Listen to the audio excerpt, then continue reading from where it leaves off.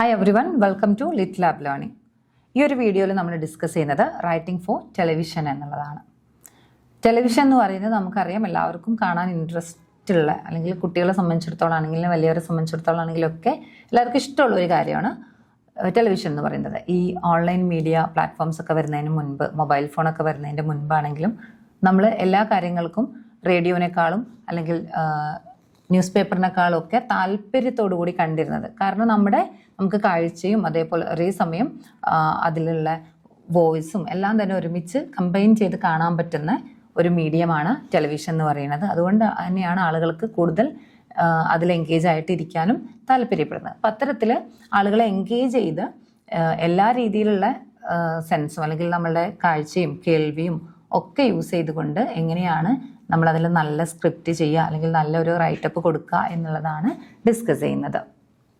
Television is a powerful mass communication medium that combines visual and audio elements to create a unique and immersive experience. With its wide reach and diverse programming, television offers a range of opportunities for writers to showcase their skills. നമുക്കറിയാം, ഒരുപാട് റീച്ചുള്ള അല്ലെങ്കിൽ ഒരുപാട് ആളുകൾ listen ചെയ്യാനായിട്ടുള്ള ഒരു media കൂടിയാണ് television എന്ന് പറയുന്നത്. വേൾഡ് വൈഡ് ആയിട്ട് നമുക്കിപ്പോൾ ഒരു കാര്യം ഉണ്ടെങ്കിൽ നമ്മൾ ഈ ടെലിവിഷൻ വരുന്നതിൻ്റെ മുൻപ് ഒക്കെ നമുക്ക് എന്ത് ചെയ്യാൻ പറ്റുന്നുണ്ടായിരുന്നില്ല. ദൂരെ നടക്കുന്ന കാര്യങ്ങളൊന്നും അത്ര തന്നെ കൃത്യമായിട്ട് കാണാൻ പറ്റിയിട്ടുണ്ടായിരുന്നു, അല്ലെങ്കിൽ നമ്മൾ അവിടെ പോകണമായിരുന്നു കാണണമെങ്കിൽ. ഇപ്പോൾ വേൾഡ് കപ്പ് നടക്കുകയാണെങ്കിൽ നമുക്ക് ടെലിവിഷനും ഇത്തരത്തിലുള്ള മീഡിയ ഒന്നും ഇല്ലെങ്കിൽ നമ്മൾ അവിടെ പോയിരുന്നിട്ട് വേണം കാണാൻ. അത് എത്രത്തോളം ആളുകൾക്ക് പോസിബിൾ ആവും എന്നുള്ളത് നമുക്കറിയാം. സോ എല്ലാവരുടെ വീടുകളിലും നമ്മുടെ വീട്ടിലിരുന്നു കൊണ്ട് ലോകത്ത് നടക്കുന്ന കാര്യങ്ങളെ കുറിച്ചിട്ടൊക്കെ കാണാൻ പറ്റുന്ന ഒരു പ്ലാറ്റ്ഫോം എന്ന് പറയുന്നത് ടെലിവിഷനാണ്. അപ്പോൾ അത് വന്ന സമയം മുതൽ പിന്നീട് അങ്ങോട്ടുള്ള അതിൻ്റെ ഓരോ ഡെവലപ്മെൻറ്റിലും ഈ അതിൻ്റെ റൈറ്റിംഗ് എന്ന് പറയുന്നത് അല്ലെങ്കിൽ അതിനുള്ള സ്ക്രിപ്റ്റിംഗ് എന്ന് പറയുന്നത് കുറേ ചേഞ്ചസ് ഒക്കെ വന്നിട്ടുണ്ട്, അല്ലെങ്കിൽ അതിൻ്റെ ഡെവലപ്മെൻറ്റിൻ്റെ ഭാഗമായിട്ട് അതിനകത്ത് ഒരുപാട് ചേഞ്ചസ് വന്നിട്ടുണ്ട്. സോ അങ്ങനെയുള്ള ഒരു മീഡിയയ്ക്ക് വേണ്ടിയിട്ട് എങ്ങനെയാണ് റൈറ്റ് ചെയ്യുക എന്നുള്ളതാണ് നമ്മൾ പറയുന്നത്.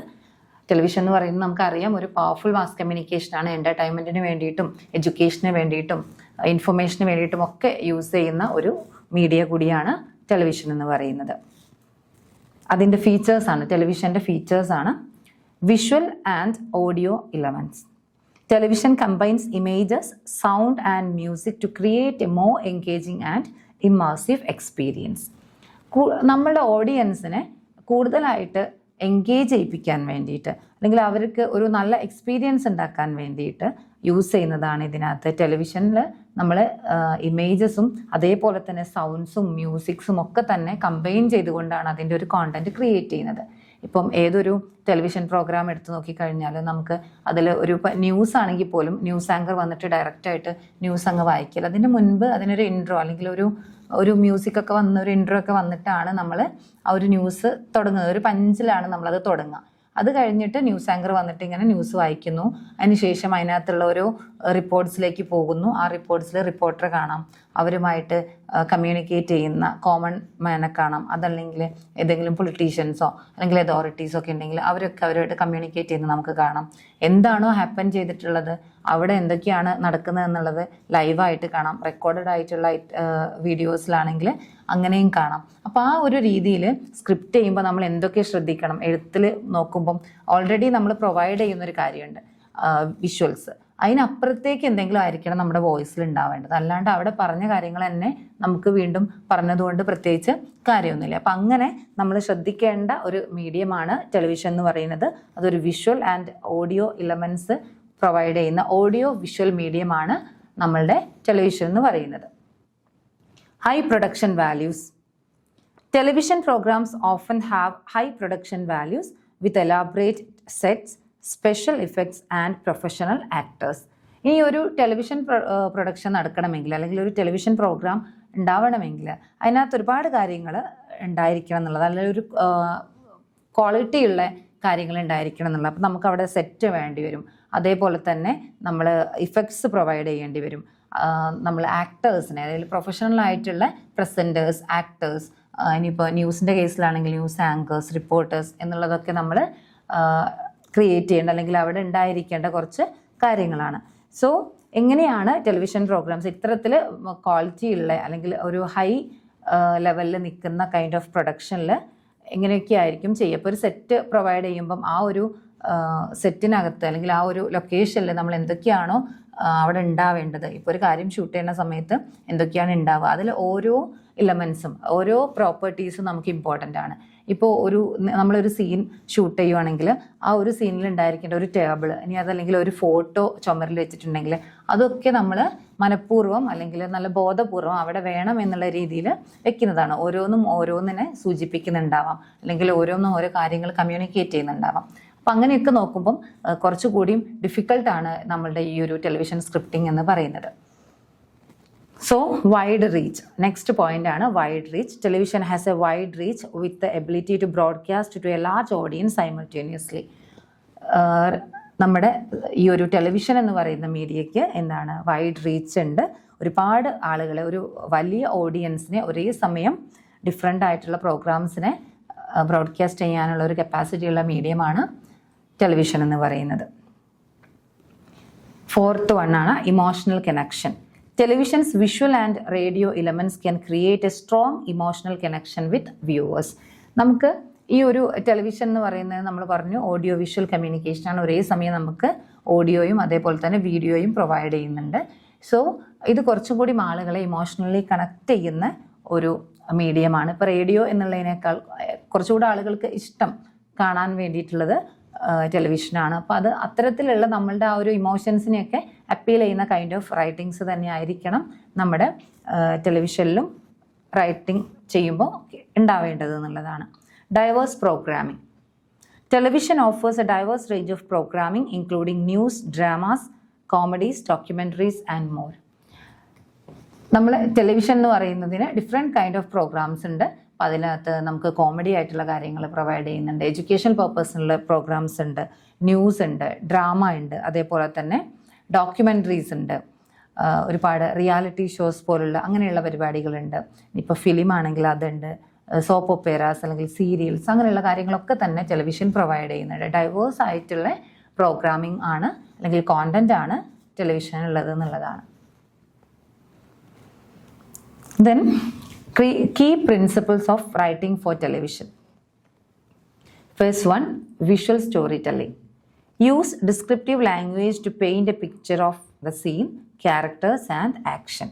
നമ്മൾ എന്ത് ചെയ്യുക, ഒരു ആക്ഷൻ അല്ലെങ്കിൽ ഒരു ക്യാരക്ടറിനെ അതും അല്ലെങ്കിൽ ഒരു സീനിനെ ഡിസ്ക്രൈബ് ചെയ്യാൻ വേണ്ടിയിട്ട് അല്ലെങ്കിൽ അതിനെ പോയിന്റ് ചെയ്യാൻ വേണ്ടിയിട്ട് ഡിസ്ക്രിപ്റ്റീവ് ലാംഗ്വേജ് യൂസ് ചെയ്യുക എന്നുള്ളതാണ് വിഷ്വൽ സ്റ്റോറി ടെല്ലിങ്ങിൻ്റെ ഭാഗമായിട്ട് പറയുന്നത്. ഇപ്പോൾ ഒരു വീഡിയോയ്ക്ക് ഒരു വോയിസ് ഓവർ പ്രൊവൈഡ് ചെയ്യണം അല്ലെങ്കിൽ അതിൻ്റെ ഒരു ബാക്ക്ഗ്രൗണ്ടിലൂടെ പോകുന്നൊരു കാര്യം പ്രൊവൈഡ് ചെയ്യുമ്പോൾ എന്താണ് അതിനകത്ത് ഉള്ളത് എന്നുള്ളതിനെ മനസ്സിലാക്കുന്ന രീതിയിൽ അതിന് കുറച്ചുകൂടി ഒരു ഇൻഡെപ്ത് ആയിട്ടുള്ള ഡീറ്റെയിലിംഗ് കൊടുക്കുന്ന തരത്തിലായിരിക്കണം ആ ഒരു സ്റ്റോറി ടെല്ലിംഗ് എന്ന് പറയുന്നത്. അപ്പോൾ ഒരു വിഷ്വൽ സ്റ്റോറി ടെല്ലിംഗ് ആണ് വീഡിയോയിൽ ഉണ്ടാവുക. നമ്മൾ ഒരേ സമയം എന്താണോ കാണുന്നത് എന്നുള്ളത് നമ്മൾ പറയുകയും വേണം. പക്ഷെ എന്തായി പോകരുത്, കണ്ട കാര്യങ്ങൾ തന്നെ റിപ്പീറ്റ് ചെയ്യുന്ന തരത്തിൽ ഓഡിയൻസിന് കണ്ട് മനസ്സിലാവുന്ന കാര്യങ്ങൾക്ക് അപ്പുറത്തേക്കുള്ളതായിരിക്കണം നമ്മളുടെ സ്ക്രിപ്റ്റിങ്ങിൽ വരേണ്ടത് എന്നുള്ളതാണ്.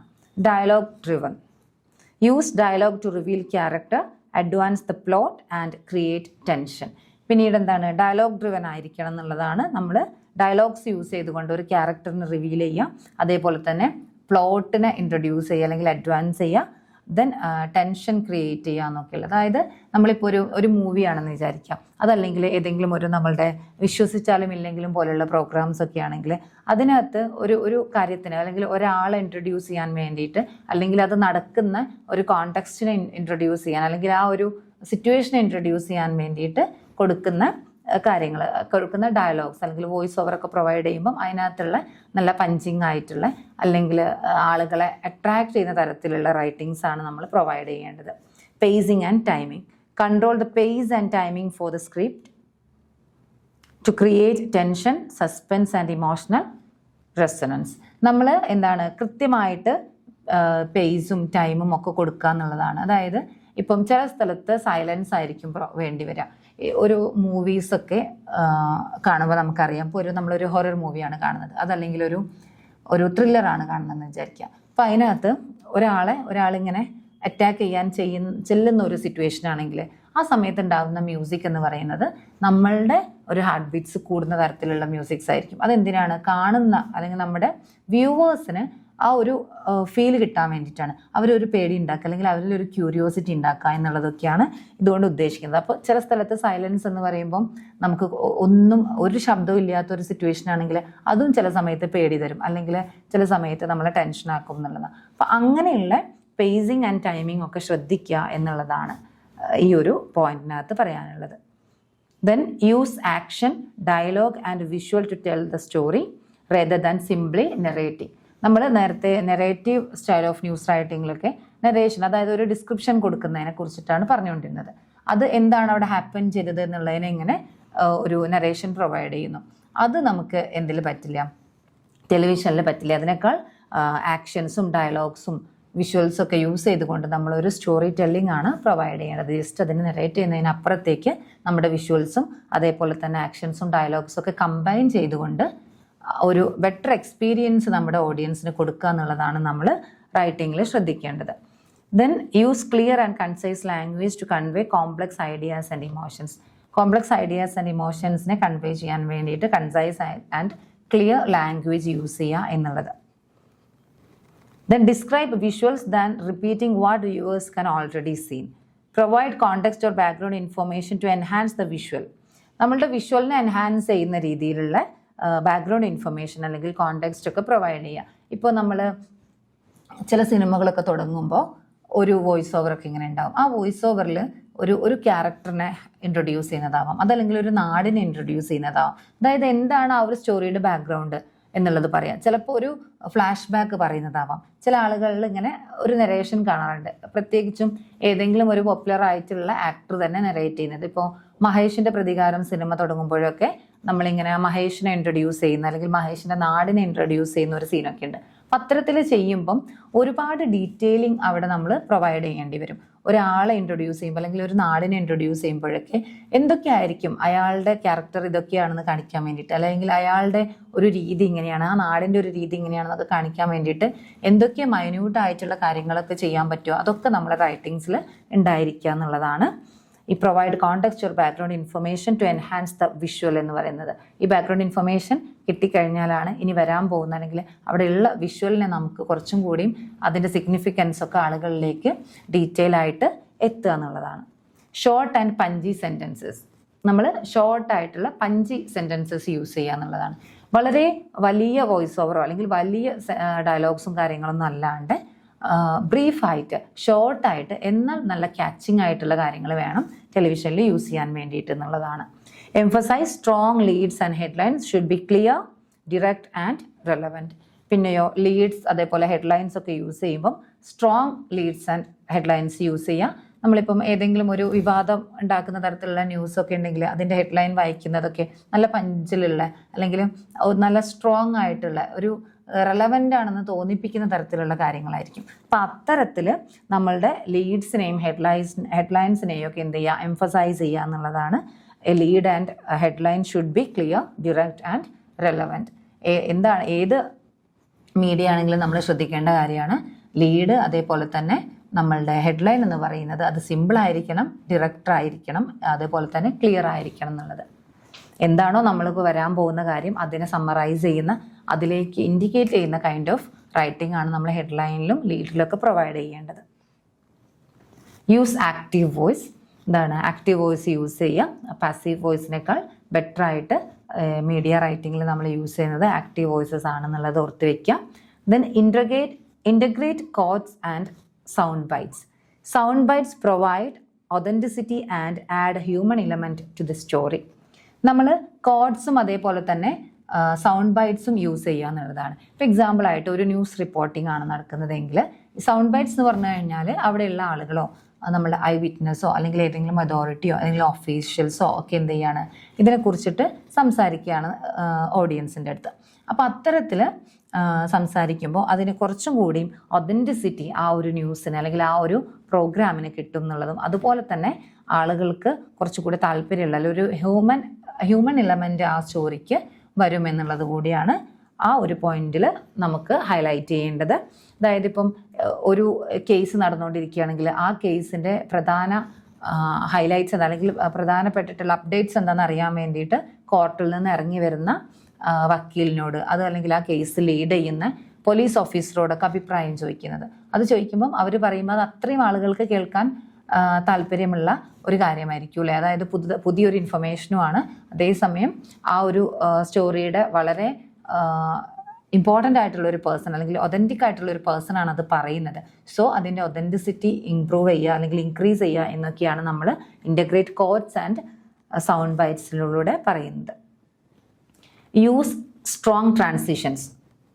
Good transitions guide the viewer smoothly from one part of the story to the next. Use phrases like meanwhile, in response, etc. നമ്മൾ ട്രാൻസിഷൻ ഘട്ടങ്ങളിൽ സ്ട്രോങ് ആയിട്ടുള്ള ട്രാൻസിഷൻ വേർഡ്സ് യൂസ് ചെയ്യുക എന്നുള്ളതാണ് പറയുന്നത്. സ്റ്റോറിയുടെ ഒരു ഭാഗത്ത് നിന്ന് മറ്റൊരു ഭാഗത്തേക്ക് പോകുമ്പോൾ ആ ഒരു ചേഞ്ച് അവർക്ക് ഫീൽ ചെയ്യുന്ന രീതിയിലുള്ള കൈൻഡ് ഓഫ് ഫ്രേസസ് യൂസ് ചെയ്യുക. എക്സാമ്പിളായിട്ട് നമുക്ക് മീൻവൈൽ, ഇൻ റെസ്പോൺസ് അങ്ങനെയുള്ള വേർഡ്സ് ഒക്കെയാണ് യൂസ് ചെയ്യേണ്ടത്. ഏതാണ് സ്യൂട്ട് ആവുന്നത് അതിനനുസരിച്ചിട്ട് യൂസ് ചെയ്യുക എന്നുള്ളതാണ്. Conclude with a memorable ending. നമ്മൾ ഏതൊരു സ്റ്റോറി ആണെങ്കിലും ഏതൊരു ടെലിവിഷൻ പ്രോഗ്രാം ആണെങ്കിലും അത് എൻഡ് ചെയ്യുന്നത് ഒരു ക്യാച്ചിങ് ആയിട്ടുള്ള അല്ലെങ്കിൽ ഒരു മെമ്മറബിൾ വേയിലൂടെ ആയിരിക്കുക എന്നുള്ളതാണ്. ഇപ്പോൾ ആ ഒരു പരിപാടി കഴിഞ്ഞ് കഴിയുമ്പോൾ നമ്മൾ എന്ത് ചെയ്യണം, അതിനെക്കുറിച്ച് ആളുകൾക്ക് ആലോചിക്കാനും അല്ലെങ്കിൽ ആ ഒരു സാധനത്തിനെ ഇങ്ങനെ മൈൻഡിൽ ഉണ്ടാവാനും അതൊരു മെമ്മറി ആയിട്ട് നിൽക്കാനൊക്കെ പറ്റുന്ന കൈൻഡ് ഓഫ് എൻഡിങ് ആയിരിക്കണം അല്ലെങ്കിൽ അങ്ങനെ ആയിരിക്കണം നമ്മൾ ഒരു ടെലിവിഷൻ പ്രോഗ്രാം കൺക്ലൂഡ് ചെയ്യേണ്ടത് എന്നുള്ളതാണ്. ഇത്രയാണ് റൈറ്റിംഗ് ഫോർ ദ TV എന്ന് പറയുന്ന ടോപ്പിക്കിനകത്ത് നമുക്ക് കവർ ചെയ്യാനുള്ളത്. Thank you for watching.